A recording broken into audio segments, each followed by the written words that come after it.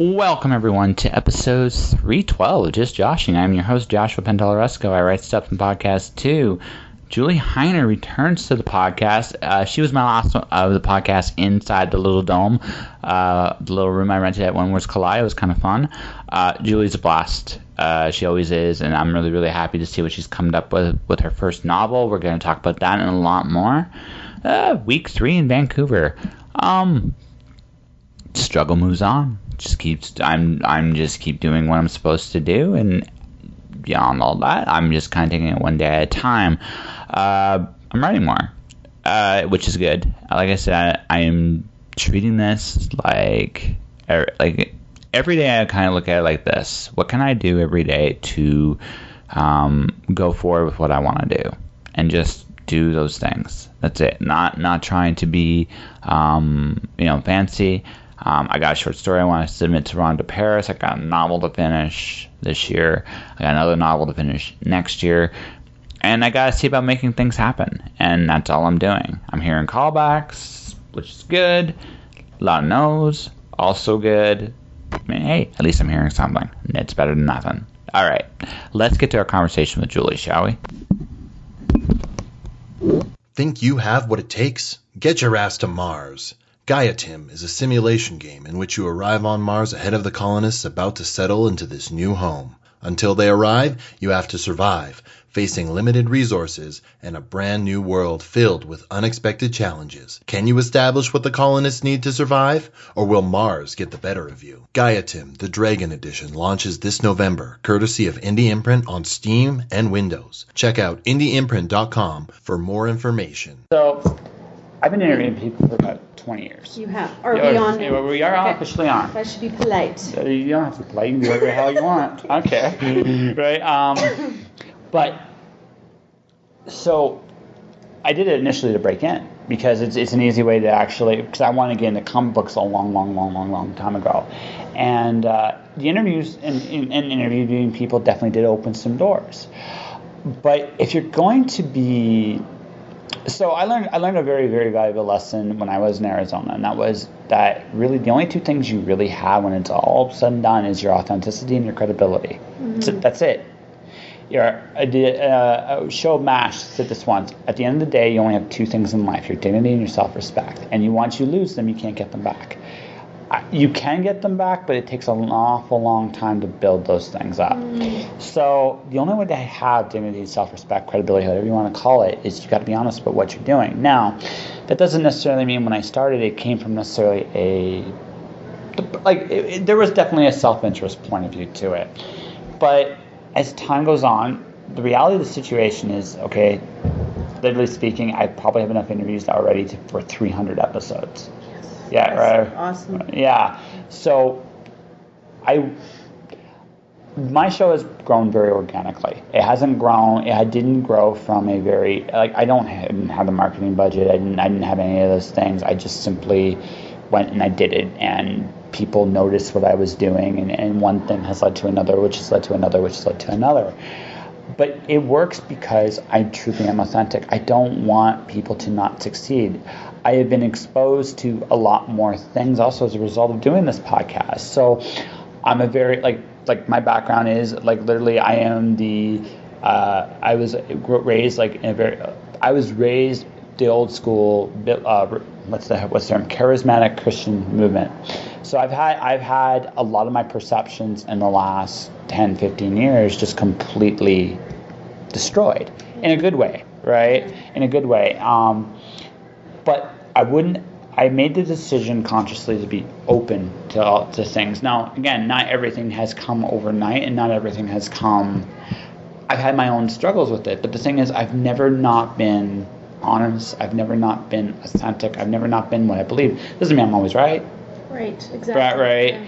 But it means that the place I'm coming from is genuine.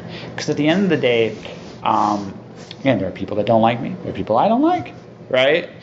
But at the end of the day, no one's going to be able to say about me that I wasn't genuine, I wasn't real, because that's the source of my credibility. The moment I'm dishonest, it's over. Yeah. Right? It's over. I'm done. It may not be right that minute, but I'm not on a time limit. There's so if I'm not genuine, I'm not passionate, I wouldn't work. It just wouldn't. Yeah. Right. I'd have to find something else to do that's a passion, and that's the biggest thing. I've seen. So for me, like I have a trigger word, and that is whenever I talk with somebody, and the very first thing they go to is to talk about their reputation. I'm immediately on my guard, because that tells me right then and there, because reputation is important, let's be honest. But if you're going to that first, or if you're going to that whenever a decision, whenever a controversy, or whenever something arises, I question your credibility. And because from my own experience, I've been burned with that. Right? So I find that the best reputations are the things you do and don't necessarily say. I'm proud of the things I've done, right? But I'm not going to, if someone says something very bad about me, it might even be true. Right? It might even be true. But it's, I'm not going to be like, oh, what about my reputation? Or what about, no, this is me. And whether you like it, dislike it, you're going to respect it, because at the very least it's genuine. Does that all make sense? Yeah, completely makes sense. I mean, I do know people that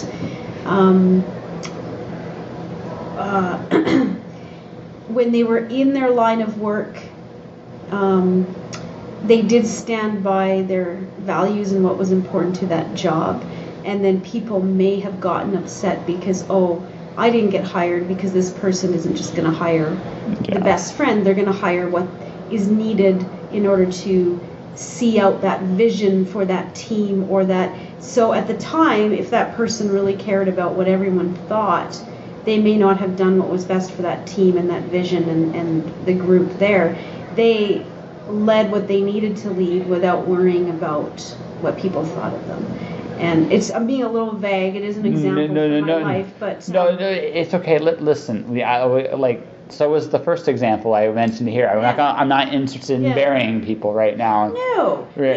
But in time, you see then, do those people come back to you or do they not? And so were they really your friends or were they not? And so when you say I don't care what people think, well, honestly, I'm learning that the people that are most important in my life, they don't care what other people think. And I'm not saying they go out there and act like idiots and they're mean people. No, it's just they know what's important to them. They do what they need to do that's important for them and their families and their kids or whatever. And if there's people around them that can't understand that and judge them, they fall out of their lives, and that's fine. And I'm realizing that is fine, because you don't need to please everybody and worry about what everybody thinks, because I mean, my God, you'd exhaust yourself. You can't possibly make everybody happy anyways. It's not about making everybody happy. It's about giving people need to be respected. Yeah. But that's as far as it goes. Yeah. Anything else is a bonus. You can be liked, you can be disliked, you can be whatever. You can be neither. It can be a completely neutral opinion, as long as you got that respect, right? Oh yeah, and there are people in my life so people see different sides of me. And the book I published and the book I'm going to publish, it's the perfect example, because the book I published is an inspirational, yes you can, and it's a true story. And then the book I'm about to publish is a very dark serial killer murder. And when you first look at that, you almost think that this person has a split personality. But I don't, and I can explain it, and I can explain why I'm doing both. But there are multiple sides to me. And so people I used to work with years ago in a corporate environment where I played a role in which we were working on systems that are critical to the city, that these systems work. And I really cared about making sure the systems work and making sure the guys in the city running those systems have a system they can run. And it's not going to fail, and all the power in the city is going to go off or some stupid thing, right? But then there were people that worked with me that cared more about everybody getting along and not offending anybody and yada yada. Great, I do value that stuff, but when you're reviewing a document or an architecture or something that has to be right, I guess I kind of focus on that. And if it's my document and somebody puts all these comments on this is wrong, that's wrong, this is wrong, that's wrong, I like that because then I can make it better, and it's not an attack on me, we're making the document better so that the system works. But there's a lot of people, and it's normal for people to attach criticism on something they wrote, the document or whatever, with an attack on them. And so then when I review documents and say this, that, the other has to be changed, they get upset thinking I'm being mean. And so it's just a perspective and it's a view. But the more you can detach comments against, like books are a great example, because I'm learning very quickly that authors really are invested in their work, and I am too, and I get it, we all should be, we're very passionate. But when I went into some manuscript reviews, and even with my editor on this novel, and it's my first novel, and I told them, please rip this to shreds, and I would get these responses of, now, these are just my comments, these are just my ideas. And I'm like, yeah, bring it on. And I'll tell you, I've put almost like 98% of all the comments I've had from half a dozen really experienced people. I put them all in because they made sense and they made me a better writer and they made the story better. And when they were saying like, I don't get this part or I don't understand that, it's not an attack on me. No. It's, we want to help you make your story better. We want to help you be a better writer. Yeah, no, I've had this conversation about is the moment you get your comments, and I've learned this lesson the hard way. Yeah. To walk away. Just walk away. Like if you're really that invested in it, just walk away. Yeah. If you need to scream. Right. Hilarious. That's so cute. I actually, it's funny, and I think I'm grateful for all the experience I had in my professional career because now. If I get, like when I had some beta reading done and I had somebody just say, I liked it. I was really disappointed. Actually, yeah. I wanted to know. Then when I got, like I had a couple women that were phenomenal. And the one lady even, like afterwards, she sent this email summarizing her thoughts and said, look, I hope this wasn't too harsh. And I went through every single little and she would even be like, oh, come on, Julie, this sentence is terrible. And I loved it because it showed me from a reader's perspective, someone who'd never seen it, what was terrible and what was good. And when you write a story and you've been looking at the words on the page for months and a year and you can't tell what's working and what's not working. No. So I was excited about the bad stuff because I was like, yes, I have some things to change to make this better. So for me, my first professional job was back in 2006. Yeah, 2006, 2007. 2007 was when this happened. So I got to work. I was working for. Through a connection. I got a little essay gig for Ben Bella Books. Nice.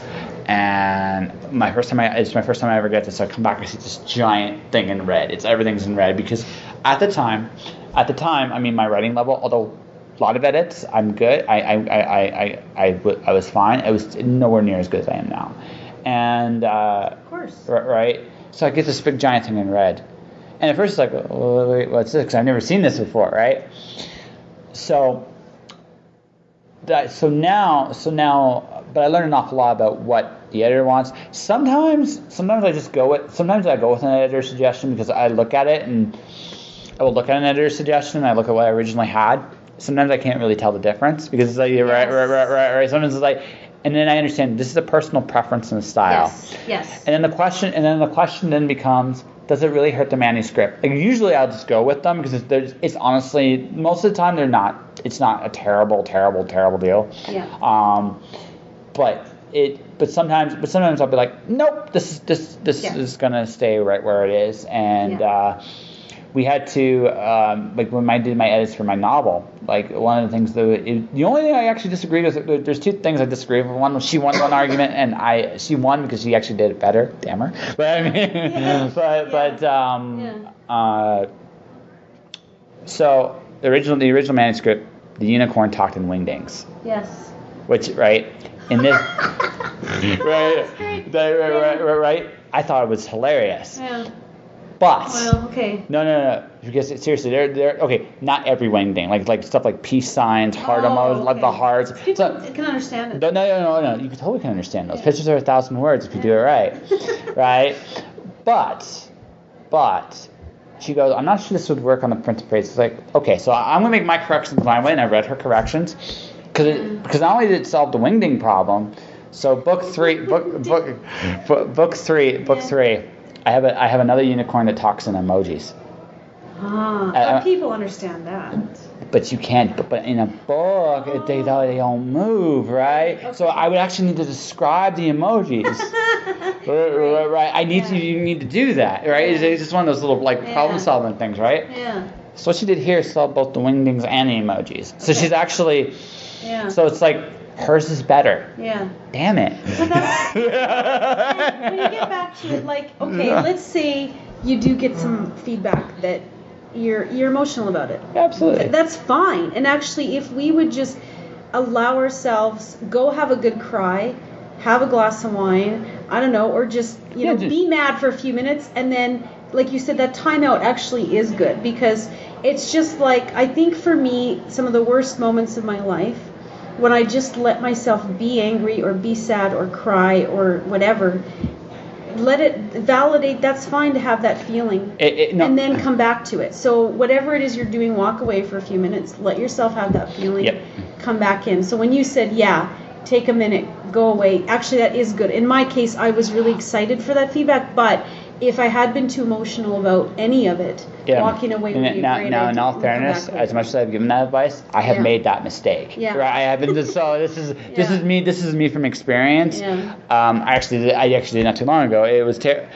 so outside influence, an ex-girlfriend stressed me out. Oh no. Yeah. Right. So I was going to try to interview an author. She declined, which honestly, it's fine. I do get people that decline being interviewed, and it is part of it. Really? Yeah, totally. Oh yeah, totally. Somehow, people. This is the thing I've noticed in the last year. Yeah. Some people actually find me intimidating, which I think is hilarious. I find this like the funnest time, and I know we've only done this once before. But that was like the funnest hour, however long, and it's so much fun. Yeah, but the thing is, it's intimidating because I'm putting a recorder down, and people think. Partly because my interview style is very unique, but I think also because I also just happen to think that maybe it's just because I've been doing this for a long, long time and I'm known as that guy, and people don't know. Maybe people don't have an idea what I'm actually. I don't know. But whatever it is, when I put a recorder in front of you, right? Some people get very intimidated by it. So that's no. In this particular case. She just didn't want to do it, and that's totally her. But whatever her reason. But she said something about success, and I was already stressed out, and I just went. So I was just like, okay. I said, I hit the send button. I should not have hit the send button. Yeah. Right. I was already not her fault. I was in a bad headspace. I was like, it was just. I realized it immediately, but once you send it, it's sent. It's done, right? So I made this mistake, and I'm just advising you guys, ladies and gentlemen, do not make this mistake because you unintentionally close doors you don't need to, right? Yeah. That I lived with. I learned. You learn from, right? And also I just realized too, everybody has a bad day. I had a bad day, right? Everybody does have a bad day. My husband and I joke. I can pay for my own shrimp, and we say that because, funny enough, we have watched every single one of the Fast and Furious movies ever since they came out. We go on opening day. Now, this recent one, Hobbs and Shaw, in our opinion, it isn't really Fast and Furious, so we haven't seen it, but that's another topic. But the very first movie, when it came out, we weren't married yet. We were dating. We went opening night. Of course, we expected nothing. It was just a fun date night. And because we expected nothing, we loved this movie. And I know it's terrible. I've watched the first one a lot of times because I used to watch it when I was training on my bike inside in the winter, to stay in shape. And it's a good one to watch when you're exercising because it's action and it's loud and it's fast. And you don't have to hear all the dialogue to know what's going on, believe me. But there's this scene where one of the main guys is just, he's falling apart. He's having a rough day. And the other guy tries to pay for his lunch, and he's like, I can pay for my own shrimp. And so we joke, if one of us is in a bad mood or grumpy, and we know, he's just grouching right now because he's at his limit, and it's not me. Yeah. I can say to him, you can pay for your own shrimp, hey. And then it makes him laugh. Absolutely. And then you recognize that you've reached the limit. It has nothing to do with the other person. And I'll give you a timeout. We can just move past this for now. We'll come back to it later. So I figured out how to become the least stressful guy in my day job. So you know what I do? No. So I go to the. I've said this as a motivation one day, and I know Adam got the joke. I don't know if everybody else did, but I know Adam got the joke. So I went to. So this was during last Christmas, when it was supposed to be the most stressful time of the year. Didn't touch me one bit, mentally at all. Because what I was able to do was go, I looked at the stuff, I said 2 magic words, and I was fine. Sparkle, sparkle. Yeah. So, I mentioned this earlier. So, like, people being grouchy and letting that stuff and eat at them, we do need anger in this life, but the true way to be rebellious, and this is what you guys actually are doing, is you are having a bit of a joke about being stressful. The true way to rebel in this world is to laugh. Yeah. That's truly how you rebel.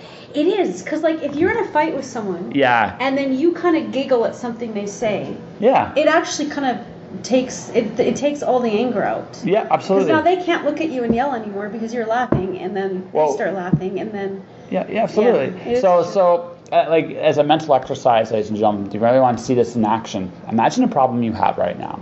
Close your eyes, think about that problem, and say sparkle, sparkle to it. Yeah. And if when it's I'm not saying the problem will go away. That's not what this is about. This is about humanizing your problem in a way that you can deal with it, right? So when you do that, you find that it works. I don't really have passion for the day job anymore, so I do these little things to keep myself sane, or as sane as I get anyway these days. Right? Yeah. Right? Yeah. So if you can look at something and say sparkle, sparkle to it, you've mastered your emotions in that situation. Yeah. That's what, and I've learned that's a very good skill to have, because where other people will falter and stress out, you will be totally cool. Yeah. No matter what. Yeah. Right? So it works. Yeah. It does work. Yeah. Yeah. So you just pay for your own shrimp. That also works too, folks. Yeah, whatever it is, it's a little hook that just reminds you to just laugh it off and let the energy change, and then come back to it later. Yeah, because that's it. Like this world is built to try to. And my true belief is, this world is almost like a predator and it's trying to feed on you, right? And the way it feeds on you is anger, fear, guilt, those things. So the way to counteract that is if you can look at it and you can mock it, you're actually rebelling. Now it can't feed on you anymore. It's actually the other way around. Yeah. Right. So I've learned. Again, this came from my experiences in life and how to actually deal with. I decided that I didn't want to be stressed in this life too much. Yeah. I mean, there are enough stresses that will come at me, like paying rent, paying bills, right? Yeah. Right. Making sure everybody I care about is taken care of. Life throwing their curveballs at you every so often. There's enough in this life to stress me out. Yeah. I don't need anything extra. No, you're right. And we can take the stress out of things. We just forget. Yeah, especially when you're caught up into it. They are. I mean, I took a break from IT work so I could write the first novel. And I'll tell you, I really admire everybody who finishes writing a novel, because I did not go into it thinking it was going to be easy, but I don't think you really realize how hard it is until you do it. Mm-hmm. And so, unpopular, point being, but the thing is, if I was going to do it, I was going to do it. And I wanted to finish it. And of course, there were moments when I thought I wouldn't, but I did. But then I did get caught up for a while there I was making it too stressful, because I wanted to finish it. I wanted it to be good, decent enough that people will enjoy it, right? It's my first one. But I do get driven, I do get goal-oriented, which are all good qualities if you manage them properly.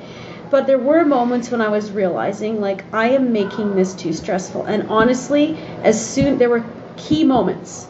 I probably was about 50,000 words in. I wanted about 85 total in the finished product, so I probably needed a little more than that. And I was just like, how am I going to get the rest of these words out? And then I joined one of those NaNoWriMo things, and I'd never done one. And I tell you, it just freed my mind, because all I focused on was just writing. And I just stopped thinking and just let myself enjoy the writing, and I ended up with way too many words, which is great because I could go back and actually take out what was good and leave out what I didn't like. And then there were other moments when I was working on the planning or the marketing or the whatever, and you do get caught up. You want to do a good job, and you should hold yourself to a high standard when you're doing anything in life.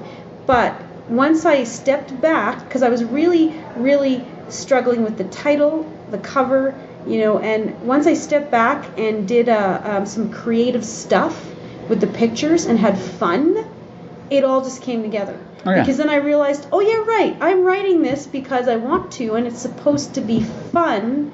And once I just let it all go and focused on the fun part of it and playing around with the pictures and the look and what is it really about, it just became fun again. And then it just came, and then I couldn't stop working because all these creative stuff comes. So I mean, there are times when you get so stressed, you need to just pull back from it and take all the power away from that stress. So I love telling this story. I remember my very first kindergarten assignment. Do you want to hear it? Yes. So it had a little box.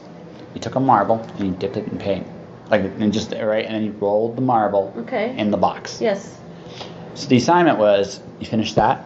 You looked at every box and every picture inside the box. It was different. It was pretty. Yeah. So this is a very important life lesson, because here's the thing. You are allowed in this life to make messes. In fact, it's anticipated that you are going to make messes. Yeah. Right? The reality is, it's from those messes, wonderful things can happen. One of the best things that ever happened by accident was chocolate chips got added to cookie dough. And suddenly we have chocolate chip cookies, and those are amazing. Nice. Now, right, those are the gems that happen when you allow yourself to play. Cooking is one of the best examples of how to play, because cooking, if you want to, you can experiment. Sometimes sometimes you swing and you strike the heck out. Yeah. But sometimes you discover this, like, hey, listen, I'm going to add strawberries to potatoes. This doesn't seem like it's going to be very good, but what the hell? We'll try it, right? But every once in a while you'll hit that thing. Like for me, that thing is avocado milkshakes. Yes. They're fantastic. But I never would have thought about that. No one thinks about it. When you think shake, you don't think avocado right away. Yeah. But they are amazing, and ladies and gentlemen, I encourage you to try it. Creamy. Yes. Avocados have so much cream. Yeah, right. So those are the coolest things when you allow yourself to have that change. Like this weekend, my Dr. Seuss off panel. Yes. So I have 9 Dr. Seuss books, 9 of them, and in those 9 books, we are going to see what kind of story the group can make in an hour. That's fantastic. Yes. Yeah. The idea is that marble story, making a mess. And I'm going to bonus points if people do it in a different voice. But I'm also all open to the fact that if the audience just wants to read Dr. Seuss out loud in different voices and play, I will let them read different voices and play. Yeah. It doesn't really matter to me what they do. The important thing is it's supposed to be fun. Look, you've read my novel, or at least most. I'm almost done. I'm so close. I just ran out of time this week. Yeah. I'm so close. Yeah. Is it fun? It's really fun. And like I was telling Josh, I don't normally pick up that kind of book because I did read a lot of, I don't know where you categorize it exactly. Sci-fi pulp is what I call it. So there is a big sci-fi aspect. And I used to read a lot of that, and I just don't anymore. But it didn't matter what genre it was. And I love when somebody gives me a book out of a genre I normally read and I can't put it down. And the reasons I can't put it down are that I am a very character-driven reader, and the characters are brilliant. I mean, I know all of them very well. They're all very different from each other. Their voices are there, and they're interesting, and they're funny, and the way they interact with each other. But also the pace. I mean, the pace is great. I do like having moments where they can breathe and talk, and you do that. But in between that, you've just got things continuously keep happening, and it just goes higher and higher and higher. And then they breathe a little, and then it starts again. And then they breathe a little and starts again. And I'm getting close to the end, and you can tell that it's just really building up. Who's your favorite of all the characters in there? Well, I mean, probably the main guy, because he's so,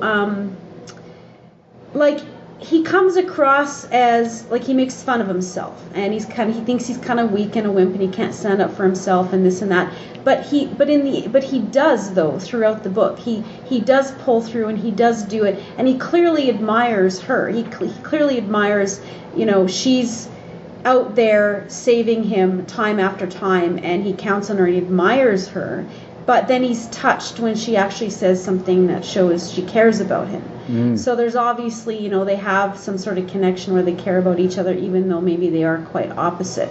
So I really like them both, but he's just so cute and funny. And the way he can just be honest about himself and make fun of himself, it just makes him so grounded and real, because honestly, we can all see ourselves in somebody who can make fun of themselves, because we all are really good at identifying our own weaknesses, right? My favorite part was when she put the gun to his head the first time. Yes, that's true. That's my favorite part in the whole story. Yeah. Actually, that and the second time she counted to 5. That was like she's putting him on a timeout almost, like.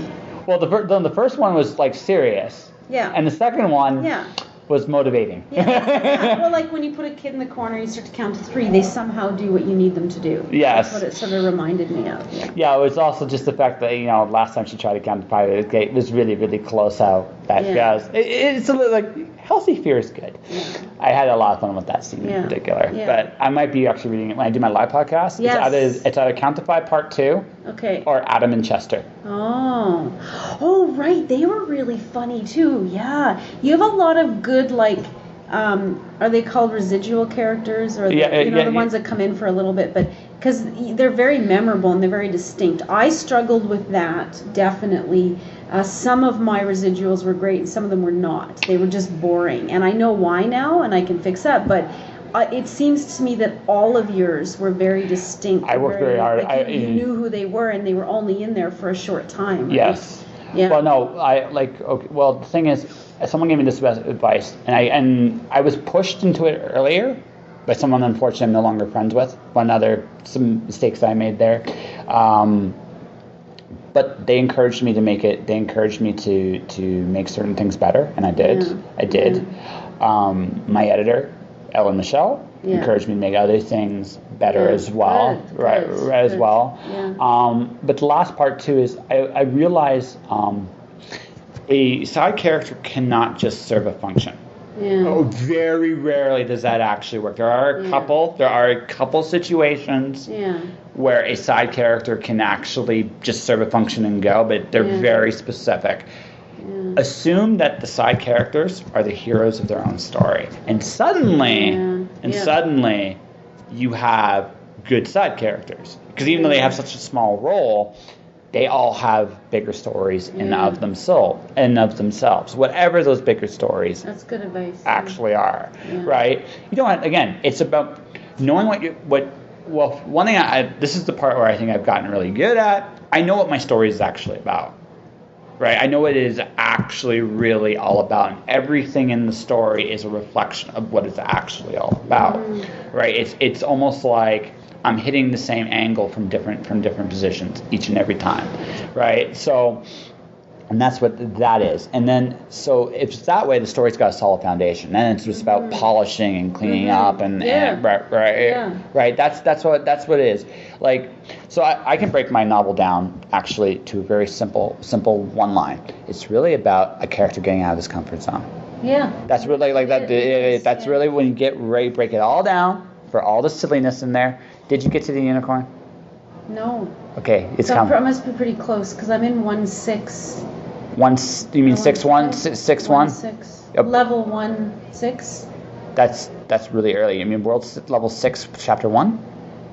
Yeah, maybe it's 6. Yeah, 6. Yeah. You're at 6-1. You're near the end. Yeah. Okay. Yeah, you're near the end. You're coming to the quote unquote final battle part of this. So. Yes. Well, they are close to the final battle. I'm sure of that. Yeah. Okay. So I'm just getting the numbers. Yeah. You'll get there. Yeah. So. Okay. But so don't ruin it for me. I won't. Spoilers. I won't spoil it. I won't spoil it. Yeah. But it's one of those situations where. Again, every character has their every character has their story. Yeah. Adam has a story. Yeah. Chester has a story, right? Yeah. Right. Although I may never tell Chester's story. No, but you know because and then it's clear that you know what he's doing and why he's doing it because you know his story. Yeah, exactly, and that's it. Really important. And your characters, all of them.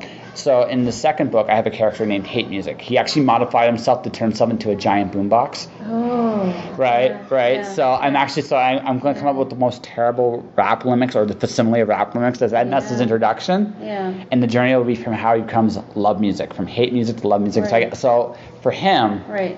the music, he's a character that reflects the music, and I love the fact that I get to play with the fact that his music is the tone of the scene. Yeah. Right. Actually, that's brilliant. I mean, all of my whole novel is driven by music and the tone of almost every scene. I can tell you what song it is. Like, I mean, that's how specific. Yeah. And it adds character to it. Like, one of the best movies, like, one of the things I love about Guardians of the Galaxy is the soundtrack is actually a character in the story, in both of them.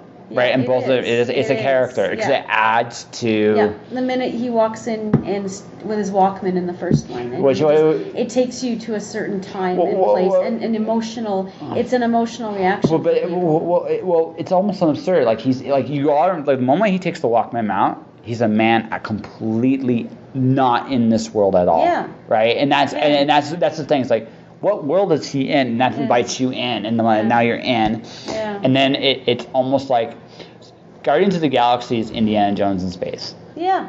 That's what it is, right? It's what it actually is. And I see that. Yeah, so that's it. It works, and that's why it works, right? Mm-hmm. But again, it's those little things like when you look at music. Like, music works in comics as well. Music has in comics have the license, or the lyrics of a song can actually be in there and done in a very creative way for a reason. It adds something to the character that is being talked about there.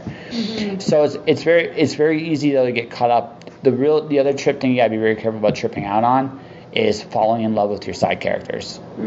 Right? Yeah. Yeah, you gotta really trip on that because what happens there is you can have what is called a Jubal Harshaw situation. So Robert Heinlein wrote this character named Jubal Harshaw. And somewhere very early on in Strange Land, you can tell that Heinlein fell in love with the character. Right. And because Heinlein fell in love with the character, right, he goes in there far, far more than he should have been. Right. Yeah, actually, it's a really good point. People don't think about that. In my case, I actually know my serial killer better than I know any of the other characters. And you should. Well, but I should know him as equally well as I know the detective. But what's interesting, what happened for me is I knew the serial killer even better than I knew the detective, and that came through. And so I actually had people that they didn't like the fact that he was a serial killer, but I had more than one person say that was their favorite character because of the emotion, and it was so vivid to them what was going on for him. They were living what he was living. Well, because so the reason why Hannibal Lecter works in Silence of the Lambs, it's not actually about the detective much. Well, it is, but it's equally or more about Hannibal. It's because Hannibal's such a distinct character. If you want to counterbalance him. Another good example. You do, but just before you go on, this is really important because it really opened my eyes. I had written my book and still working on it, but I encountered this woman, Sacha Black. She's online. She's amazing. She's written a number of books. One of them is 13 Steps to Creating an Evil Character. And in that book, she talks about how in something like Hannibal, the protagonist actually is Hannibal Lecter. So it's really, the story is about him and what happened to him and who he is. Yeah, absolutely. And I realized, okay, so in my book, it's probably as equally about the serial killer as it is about the detective. And once I realized that, okay, so then it all makes sense. And then what I just had to do was go back into the mind of the detective and vamp him up a little bit so that I could show I did know him as well as. So for me, I think this is how I look at it, right? Hannibal. The reason why Hannibal stands out also so much is because outside of Clarice, unfortunately, most of the other characters are a lot blander than he is. Well, I mean, it's pretty hard. Well, no. Wait, let me throw another counterbalance out. Another kind of character that's very similar to this. Heath Ledger's Joker. Yeah. Okay, Heath Ledger's Joker stands out, yes, because he's unique, right? But the only reason,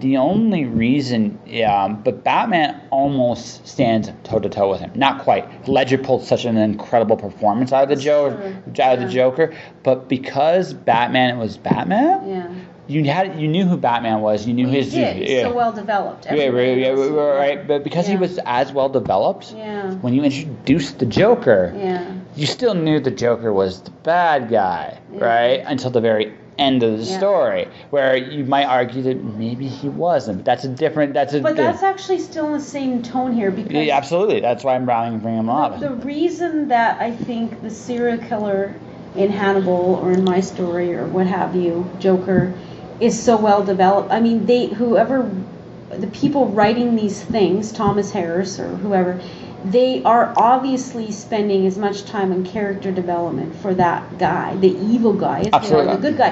And traditionally, people don't necessarily do that. And I'm not saying you should in all types of books, but it's actually okay, and you probably need to do that for certain types of books. Well, the other thing about Hannibal and the Joker, I can't say about yours because I've not read yours yet, is they're absolutes.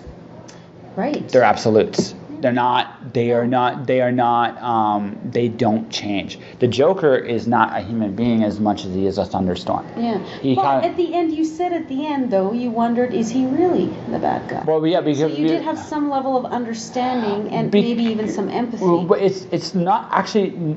It wasn't so much... It was not so much of anything the Joker did.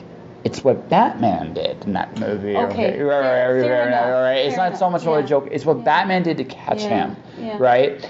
Because Batman had to break all kinds of rules, like all kinds of moral rights and wrongs. He literally turned the whole city into a giant sonar system to find the Joker. Okay. That's what he did. Yeah.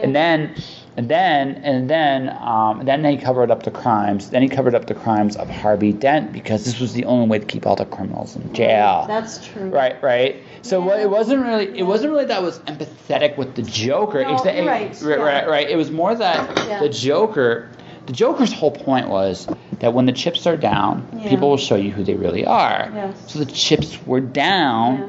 What did Batman show you? What did Commissioner Gordon show you? Right at the very end, when the chips were completely down. Yeah. Right. So then suddenly, did the Joker actually win? Maybe he actually did. Yeah. Right. And that's interesting. It is interesting. Right. Yeah. I love that whole, who really won in the end, and did everything actually turn out well? Maybe not, and maybe it shouldn't. I love that. So, like The Dark Knight, The Dark Knight in particular. Yeah. I've never been as crazy about Hannibal as some people. Not because I don't think Anthony Hopkins didn't put up a really good performance. That, like, this quote-unquote super killer kind of concept for me generally is not my cup of tea.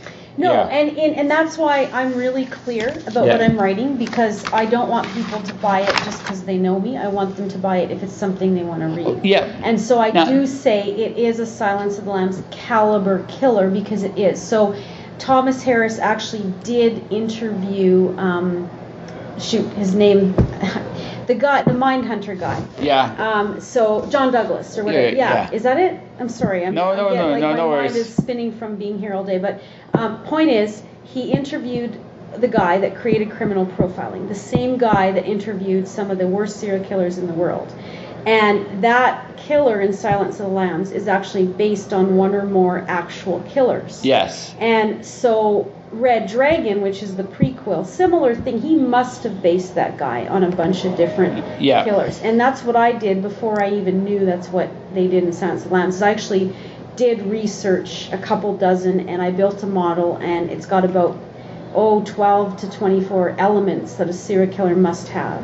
And then I spin off serial killers from that model. And I did that with the first book, and I'm doing it with the second book. And so it fascinates me that if you can actually get into the minds of these people and start to actually care about what happened to them. I'm not saying you're validating their actions, but you can actually care about, geez, this is a real gross, dark path that this guy went down. Well, I'll tell you a bad guy I did root for, although not for quite the same reasons. Emperor Palpatine in the Revenge of the Sith. Yes. And the reason I rooted for him was twofold. One, they did a really piss poor job in making me empathetic to any of the heroes in there. That's a big part of it. Yeah. But there's another part. Yeah. Anthony McDermott was having a blast playing the Emperor. Yeah. He is having so much fun. Yeah, it just pulled you. Yeah, absolutely. No, the thing is, right, you can I'm a big pro wrestling guy. Okay. Right? Yeah. Pro wrestling has heroes and villains. Yeah. Right? Yeah. So villains can be lovable as villains. Yes. Now, there's a very, very dangerous line about villains, though, because if the moment they become loved, it's very dangerous because once they become loved, it's too easy. This is why anti-heroes are so hard to write.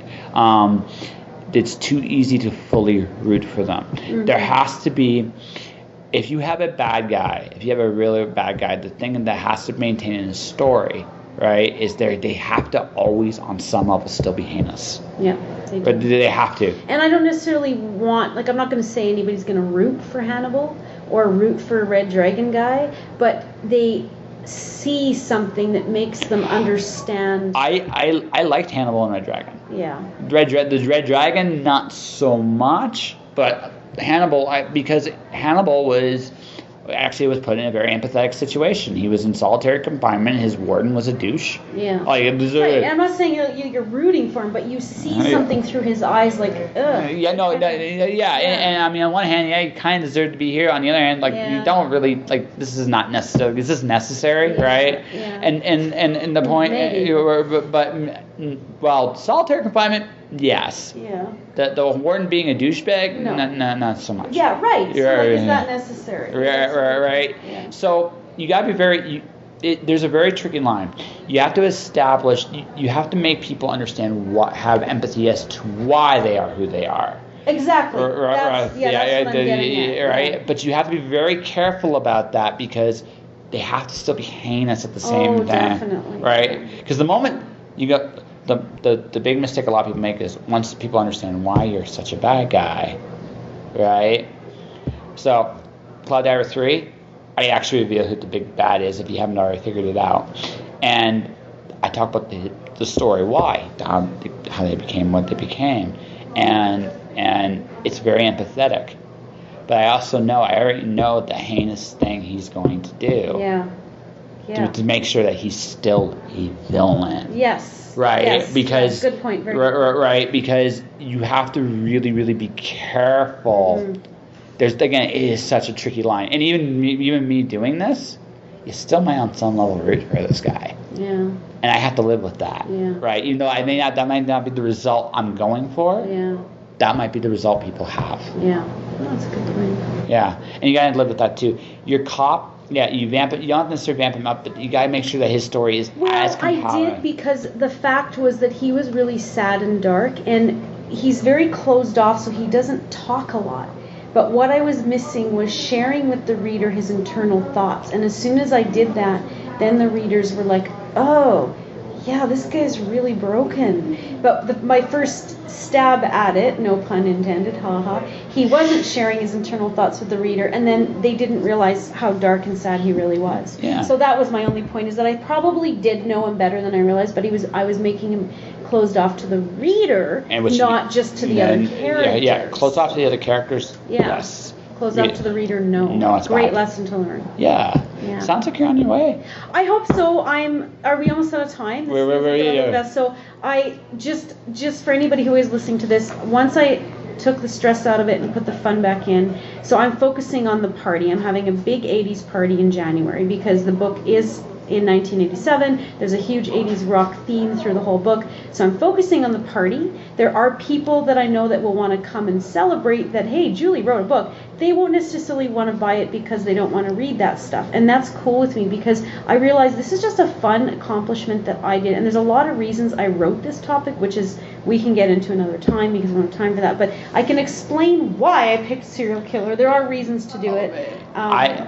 To be perfectly honest, yeah, I know it meant something to you because you obviously because you wrote it. But on the flip side, right? I wish you the best because it sounds like Yes. and I do want to read it, not just Yes. because it's you. No, because I know you do, because you've got a fascination with these evil characters. That's not just that. It's also just the fact that also I'm fascinated with where you go from here. Yes. Because I have your nonfiction book. Yes. I met you last year. Well, there's a number 2. I've written most of the sequel, the first draft. So it's a clear sequel, and if people do buy the first one, they will know that the second one's coming out, and they will have an idea of what it's going to be about. Mm-hmm. And so that's good because I feel like if somebody really likes, like when I really like a book and there's clearly another one, I kind of want to know it's not going to be 5 years away. And so that was my idea. So I am going to do this for a while. Yeah. And I've actually written a little bit of horror too. So I'm getting into I'm doing very dark crime and horror. And so so Julie Hiner, inspirational speaker by day, noir nihilist at night. Yeah, so justagirlanabike.com for happy and killers and demons for scary. It's that simple. Yeah. So I'm going to end this on one last question. Are you a metal fan by any chance? Oh, huge. Like my most favorite album of all time was the original Guns N' Roses, Appetite for Destruction. I have listened to that more than anything. And in fact, Slash just came through town a couple weeks ago, and of course I was there. Of course. It's not the same as the original GNR, but if you want a good dark read Slash's book, read Duff McKagan's book. Yes. Like those guys, they lived like street animals, and that's why that music was so raw and good. And then when they all got nice houses and lived apart and started driving cars, it all fell apart. Well, that's because they got comfortable, which is kind of why. Well, they didn't want it. They wanted just the one pair of pants and the garbage bag of clothes and somewhere living from place to place from night to night. They wanted that. That's what they were comfortable with. Except when silk feels nice and champagne is great. Yeah.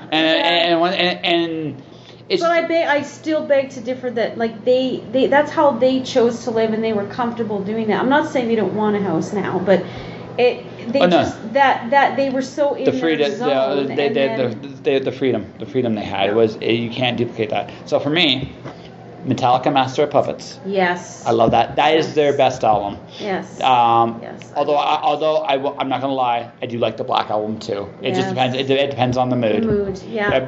If I want a heavier one, it's Master. If I want to have something a little lighter, I love the concept of the Sandman. So I love that. I agree. Yeah. I concur. So I love that. I'm into today. Amon Amarth. Yes. Nightwish. Yes. Me and Gary Wrench are both like Nightwish. For me it's I just interviewed a British metal band called By Your Leave. Really? Oh yeah. That would be so much fun to interview. Oh no, I've interviewed. It's just I've also interviewed like a local metal band here called Junkies Rush. That was probably the most fun I've had of doing an interview actually. Cool. So. Well, if you do come to my 80s party, it is going to be... I can't promise. No one can promise, but it is going to be a dress 80s, and I'm trying to align it with an 80s heavy metal band. So cool. Hopefully there'll be some live music. Yeah, but can I make it also a little fun bonus since music is a big part of Yes. So what was the number one song of the day of the party? That's not a bad idea. Yeah. I'll have to look that up. That's actually really brilliant. Little things like that go a long way. Yes. Also, because since your book does have music in it, yes. That would be also really cool. It's completely infused with music. Yeah, so this would be really cool. Right, it would be cool if one of the songs you picked was actually the hit. That would actually be a really cool marketing idea. Yes, yeah. It is make up like a fake track list or something. All right, so she's got her party in January. Yeah. So I think we mentioned Killers and Demons. Yeah, if you just go to killersandemons.com, it's up and running, and as soon as I nail the date down, we have a bit of time, so. Yeah. Yeah. Mm-hmm. All right, I think we have an Yeah, good. I think we do. So. This episode of Just Joshing is sponsored by Indie Imprint. Indie Imprint supports creators by creators. Whether you are writing a book or creating a video game, Indie Imprint works with its clients to produce, edit, and present their projects to the world. For more information, check out their website at www.indieimprint.com. And that was my conversation with Julie Hiner. her first book, or first novel, I should say, Final Track, is out December. Definitely take a look at it. She's going to be doing book launches at Nelson's Books and a bunch of other places. Check out her website for more details and information. Julie is one of the most inspiring people I've met. She's quietly changed her life around for the best, and I mean, she basically improved her quality of life, and now she's going for her dreams, and I really, really, really admire that. And Julie, you're always welcome on the show. You're always welcome to be, here anytime you want to be. And that will do it for this episode of Just Joshing. If you want to support the podcast, you can do so in a number of different ways. You can subscribe to the podcast. I'm on iTunes, Google Play, Spotify, but I'm also on Podomatic. My YouTube channel is Joshua Pantellaresco. My books, The Watcher, Storm Dancer, Wandering God, are courtesy of MiraWellPublishing.com. My Twitter account is at jpantellaresco. My Instagram account is at jpantellaresco. My YouTube channel is Joshua Pantellaresco. I think that's everything. Oh, and of course, Josh Pantellaresco, author, podcaster on Facebook. Stay tuned for more stuff coming up. I want to get involved in a lot more things in the next couple of years here, next couple of months, I should say. I'm going to leave this in because I've done this too many times. Stay inspired out there. Chase your dreams. Go for it. You only got one shot. Make it good. Josh.